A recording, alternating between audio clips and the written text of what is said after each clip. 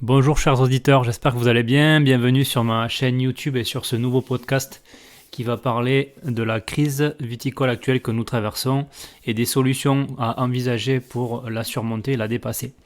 Alors, dans le siège du 60e Salon de l'agriculture et des revendications du monde agricole, je voulais vous parler un petit peu de la situation des vignobles français, faire un point sur leur état. Alors, nous sommes globalement dans un contexte plutôt difficile depuis plusieurs années et plus difficile, encore plus difficile si l'on pourrait dire, depuis la fin du Covid. Quelles en sont les grandes raisons? Ces raisons, elles sont en fait multifactorielles. La première dont on peut parler, c'est les bouleversements et les aléas climatiques que subissent les vignerons. Alors ces aléas, ils sont nombreux.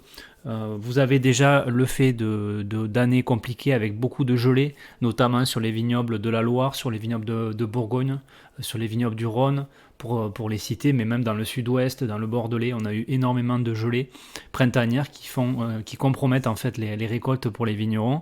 Et à l'opposé de ça, on va avoir des étés très très chauds, des étés relativement caniculaires depuis les 3-4 dernières années. Alors ça a vraiment ça a commencé en 2003, en 2003 on se souvient de la première canicule, très forte en 2003, mais depuis 2010 et 2015 notamment, on a vraiment des années avec des chaleurs répétitives, et puis des chaleurs qui durent, qui s'étalent jusqu'à octobre, voire au mois de novembre maintenant. Donc ça perturbe relativement la récolte des raisins, la maturation et la récolte, la vendange des raisins, puisqu'on va avoir des raisins beaucoup plus petits, des maturités beaucoup plus précoces, donc moins de jus et des jus qui vont être plus alcoolisés. Donc ça c'est vraiment la première chose dont on peut parler, le bouleversement, le réchauffement climatique. La deuxième raison dont on peut parler, pour moi, c'est le système d'appellation français qui est vieillissant. Ce système, il date de 1936, il a fait suite aux crises et notamment à la révolte vigneronne de 1907 dans le Midi. Il a été mis en place en fait pour protéger un petit peu les appellations et les vins qui n'avaient pas d'appellation et de protection à proprement parler. Et aujourd'hui, je pense que c'est un système qui a plus de 80 ans et il est parfois contre-productif, puisqu'en fait, si on respecte à la lettre un cahier des charges, c'est pas forcément, ça ne veut pas forcément dire qu'on va faire des vins excellents ou des vins entre guillemets qui vont être intéressants au niveau organoleptique. Organoleptique, c'est un petit peu en fait, si vous voulez, les qualités d'un vin. Voilà. Donc il y a ce système d'appellation à revoir. Le gros fait marquant, si l'on peut dire, c'est la baisse de la consommation. On a une consommation globale sur l'alcool, moins 70% de consommation. Alors, vous allez me dire, c'est très bien pour la santé publique. Je le lis régulièrement chez des confrères. Oui, l'alcool, c'est un poison, d'accord. Mais là, on parle du vin, on parle d'un produit noble, d'un produit historique. On n'incite pas les gens à se saouler au vin, on incite les gens à apprécier, à déguster, à découvrir. Ça fait partie du patrimoine français. En aucun cas je favorise la consommation forte d'alcool. C'est dangereux pour la santé, bien évidemment, et je le dis dans tous mes podcasts. Mais il faut nuancer avec le vin qui est une part vraiment importante de notre culture. Donc baisse de la consommation. Pour vous parler du vin, rien que du vin, la consommation dans les années 50-60 était à peu près de 110 litres par an et par habitant. Aujourd'hui, les derniers chiffres, c'est environ 40 litres par an et par habitant, et ça baisse régulièrement. Le gros point que je vois et dont on parle très peu en fait au niveau des professionnels et de la filière viticole, c'est l'évolution des mœurs. Alors la toute première, vous la voyez tous, je pense comme moi au quotidien, c'est la baisse de notre pouvoir d'achat. On va pas se mentir, là on prend encore en février 10% d'augmentation d'électricité, ça fait à peu près 20 € pour un ménage moyen en France par mois. 20 € c'est le prix d'une bonne bouteille de vin, donc moi le premier, je vous avoue, j'achète beaucoup moins de vin qu'avant. Avant j'avais toujours 50-60 bouteilles, alors bien sûr pour mes événements, mais pour ma consommation aussi, pour quand je reçois du monde. Et bien aujourd'hui j'ai peut-être 12 bouteilles dans ma cave, vous voyez. Donc j'ai énormément baissé mes achats de vin. À cela s'ajoute le fait que les jeunes générations aujourd'hui, par rapport aux générations par exemple de mes parents, les baby boomers, eux ils partaient en vacances en France, ils visitaient des vignobles français et ensuite ramener du vin. Nous c'est quelque chose qu'on ne fait pas du tout. Donc ça c'est important aussi à notifier au niveau des évolutions de consommation. Il y a aussi le fait qu'on a l'émergence des nouveaux moyens de transport, notamment les low cost, qui permettent à des gens, en fait, aux Français, globalement aux consommateurs français, de partir en vacances sur des week-ends. Et ils partent en vacances où? Au Portugal, en Irlande, en Grèce, en Italie. où vous voulez en Europe, et du coup ils partent pas en France. Et comme ils partent pas en France, ils vont pas visiter des vignobles, ils ramènent pas de vin. On verra que c'est à nuancer parce que le tourisme viticole est quelque chose qui est pour moi une clé de la réussite des vignerons dans l'avenir, et c'est quelque chose qui augmente, donc c'est à nuancer. Donc ça c'est un petit peu pour les évolutions de mœurs. Il y a une dernière chose dont j'ai pas parlé aussi, c'est le fait que les consommateurs aujourd'hui ont modifié leurs habitudes d'achat quand ils vont visiter un domaine ou quand ils vont sur un salon viticole. Donc j'ai un exemple à vous donner, j'ai un collègue vigneron à Fronton qui fait beaucoup de salons, un salon en Belgique notamment, et il me racontait qu'il y a une vingtaine d'années, les consommateurs achetaient plusieurs cartons. Aujourd'hui, quand ils achètent 3 bouteilles, c'est vraiment miraculeux. Donc vous voyez, il y a vraiment ce gap. Et ça, on l'explique aussi notamment auprès des jeunes par le fait que les jeunes aujourd'hui vivent, les jeunes générations vivent en ville. Et en vivant en ville, en fait, ces jeunes générations, mais du coup, elles habitent dans des appartements, elles n'ont pas forcément d'espace, elles n'ont pas de cave à vin. Elles n'ont pas d'endroit pour stocker les vins, donc elles achètent au coup par coup. Alors pour parler un petit peu des chiffres au niveau de la production, les derniers chiffres de l'OIV, Organisation internationale de la vigne et du vin, la production mondiale est estimée en 2023 à 244,1 millions d'hectolitres, et la France, Cocorico, redevient le premier producteur mondial devant l'Italie, qui constate une forte baisse de sa production. Tous les pays mondiaux qui produisent du vin sont en baisse, à l'exception de quelques-uns comme les États-Unis et le Portugal. Et la France redevient première. Le vin, il faut savoir que c'est quand même quelque chose qui est très dynamique, qui nous apporte énormément de revenus. Ça pèse dans ce qu'on appelle la balance commerciale. C'est la différence entre les importations et les exportations françaises. Et ça, c'est positif pour nous puisqu'il y a 15 milliards d'euros d'excédents commerciaux grâce au vin. Donc les 3 premiers, j'en ai déjà parlé, 3 premiers produits vendus, c'est les cosmétiques, l'aviation et les vins et les spiritueux. Pour ce qui est des autres chiffres, dans les faits, au niveau de la baisse de la consommation, je voulais vous donner quelques repères. En Champagne, en 2023, il s'est vendu 299 millions de bouteilles. C'est moins 8,2% par rapport à 2022. La Champagne constate une baisse de ses ventes de vins effervescents en volume.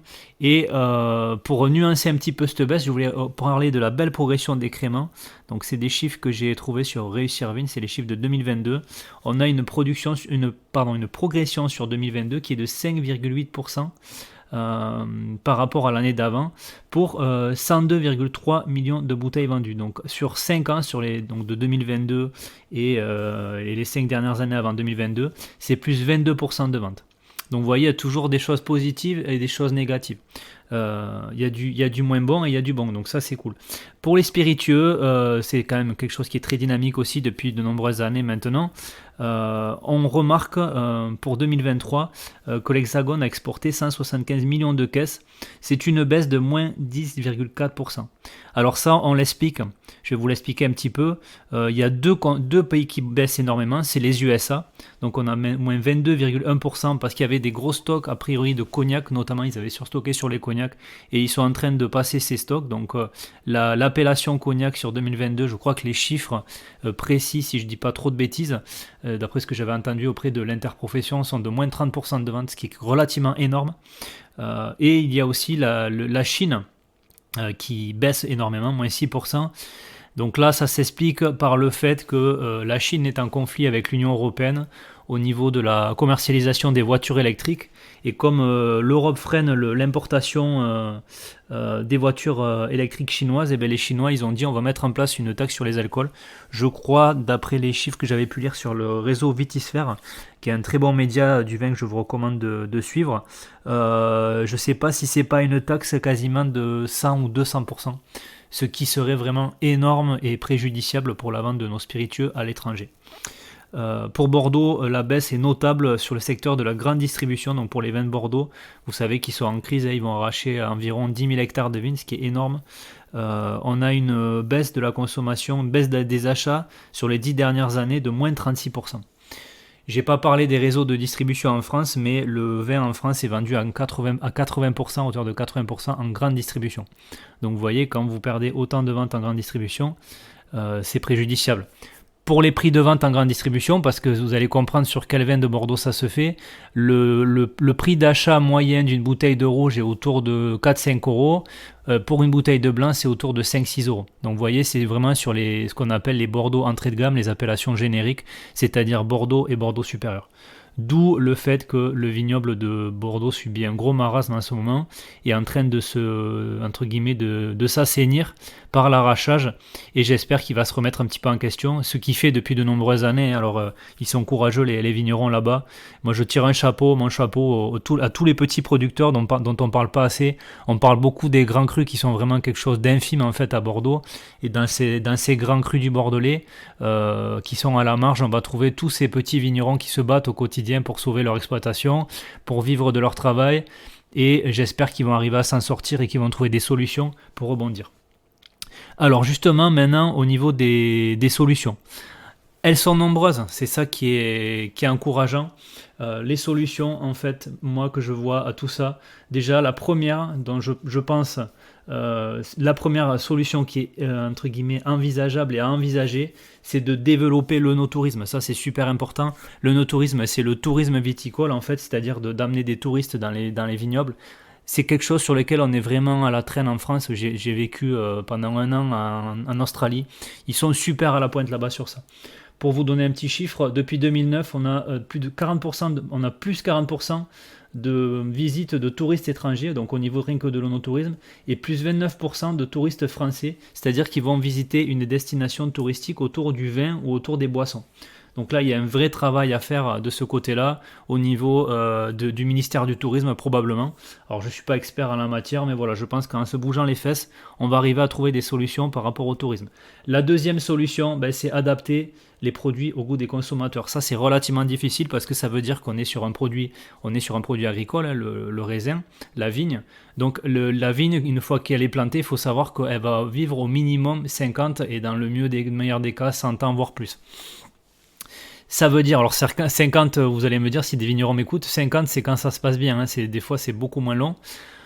Donc il faut peut-être revoir les cépages utilisés, on en vient toujours au même. Les hybrides, reparler des hybrides. Pour ceux qui savent pas ce que c'est les hybrides, en fait c'est des variétés de raisins, c'est un mélange entre des espèces européennes et américaines. Ça permet de faire des super raisins entre guillemets qui ont été interdits notamment par le gouvernement français sous prétexte qu'ils rendaient fous. Les Allemands, les Américains, les Suisses sont énormément en avance sur les hybrides. Donc peut-être que ça serait le temps de s'y mettre en France, de développer cette culture. Après, au niveau des appellations, il y a peut-être des cépages à autoriser plus facilement dans les décrets d'appellation. Donc là, on parle, les appellations, c'est géré par le ministère de l'Agriculture et plus largement par la Commission européenne. Donc là, probablement du nettoyage et des améliorations à trouver. Il y a l'espoir avec de vieilles variétés de cépages, et je tire mon chapeau notamment aux vignerons de Saint-Mont avec la cave de Plémont, qui remet au goût du jour des cépages comme le Tardif et le Mansin Noir, qui peuvent permettre de retrouver des goûts de vin différents et des vins surtout plus légers et plus digestes pour le consommateur. Moi je pense qu'il y a une chose qu'il faut que les vignerons fassent, et beaucoup de vignerons en fait qui sont pas sympathiques quand ils vendent sur des salons, et je suis désolé de le dire mais je l'ai constaté dans toutes mes visites. Moi je travaille régulièrement pour les vins du Sud-Ouest, je tiens un stand, j'essaie d'être super souriant avec les gens. Alors ça m'arrive comme tout le monde d'avoir des moments où je suis fatigué, où j'ai pas forcément envie de parler et tout, mais s'il vous plaît faites un effort. Et je l'ai constaté surtout, vous allez me dire que je suis mauvaise langue, mais sur les grosses appellations, je vais pas citer de nom, mais j'ai déjà tenu un stand des vins du Sud-Ouest sur un salon des vins, et super souriant au milieu, à aller chercher le client, comme dit un grand entrepreneur du commerce, le client, vous avez déjà un non, donc vous n'avez plus qu'à obtenir son oui. Donc en fait, allez le voir, alpaguez-le, arrêtez-le, faites-le rêver. Et combien j'ai vu de grands vignerons sur des grandes appellations qui, quand vous arrêtez au stand, ne vous rendent même pas, ne prêtent pas attention, ils vous servent mais ils ne sont pas intéressés, vous demandez pourquoi ils sont là. Ou le pire du pire, le salon qui a ouvert ses portes et le vigneron qui est sur son téléphone, et les gens s'arrêtent parce qu'il est sur une appellation réputée, mais il ne les reçoit pas forcément bien. Donc là, je regrette, mais il faut apprendre le commerce. Je sais que c'est pas facile, mais si vous n'êtes pas doué avec ça, mettez quelqu'un sur votre stand qui sera à l'aise. Et ça vaut pas que pour les vignerons, attention, hein, c'est un problème global en France. On n'est pas réputé, les Français, pour notre façon d'accueillir les consommateurs. On pourra en parler avec les consommateurs, notamment étrangers, et ils vous diront le reste. Ce qui peut être intéressant aussi, c'est d'utiliser tous les moyens de com à notre disposition, comme les réseaux sociaux, les mails, peut-être récupérer un petit peu plus les mails des clients, notamment sur des salons, sur des opérations promotionnelles de vin. Voilà. Voilà, il y a énormément de choses dont on peut parler, hein. Il y a une chose aussi qui est importante, je pense, pour moi, compliquée en France, c'est que malheureusement, on ne boit pas de vin ou très peu de vin au restaurant, parce qu'on ne va pas se mentir, le vin c'est cher au restaurant, hein. Vous avez peut-être déjà été dans d'autres pays, comme notamment l'Espagne et le Portugal. Au Portugal, vous avez encore des verres de vin à 1 euro, 2 euros, 3 euros, 3 euros on va dire. Je vous dis 1 euro, mais c'est pas des mensonges, c'est 1,50 à Porto. J'ai été récemment à Porto, j'ai pris un verre de vin au restaurant, c'était 1,50 € quoi. Donc en France, un verre de vin c'est 7-8 euros. Alors je suis d'accord, le SMIC est beaucoup plus haut en France, il y a beaucoup plus de charges, mais la TVA au Portugal, je crois qu'elle est à 23%. Donc vous voyez, on peut trouver toujours des solutions. Et là, je pense aussi que c'est au niveau des charges, peut-être patronales, et des charges de fonctionnement des restaurants qu'il faut faire quelque chose. Alors ça, malheureusement, c'est le gouvernement qui doit agir. C'est pas de notre ressort, mais ça va passer aussi par la réussite des vignerons. C'est-à-dire que les restaurateurs sont acteurs de leur territoire et doivent mettre en avant les produits des vignerons locaux. La dernière un petit peu clé pour entre guillemets développer nos ventes, bien sûr, c'est de conquérir l'export, de repartir à la conquête de l'export, et notamment de tous ces pays émergents, les pays qu'on appelle les BRICS, avec notamment le Brésil, la Chine, des pays comme ça qui sont émergents et qui s'intéressent de plus en plus au vin. On peut en parler, il y a une success story dans le sud-ouest, j'aime beaucoup en parler à mes élèves, c'est le rosé piscine de Vinnovali. Alors je sais que c'est pas forcément le produit, les vignerons nature qui m'écoutent vont s'arracher les cheveux, je suis désolé pour vous, mais voilà, c'est une réussite commerciale à l'export. Donc vous voyez, peut-être trouver des solutions comme ça à l'export pour vendre des produits plus facilement et pour trouver des nouveaux marchés. Voilà. Donc en fait, la richesse du vin en France est énorme. On a énormément de choses à faire, énormément de choses à prouver. Il faut aider les viticulteurs. Ça passe bien sûr par une réforme des appellations, un changement, une prise de conscience au niveau du gouvernement et des instances qui s'occupent du vin en France, puisqu'en fait les viticulteurs, les vignerons sont en train de crever. Donc il faut les aider absolument. Voilà. J'espère que ce podcast vous a plu.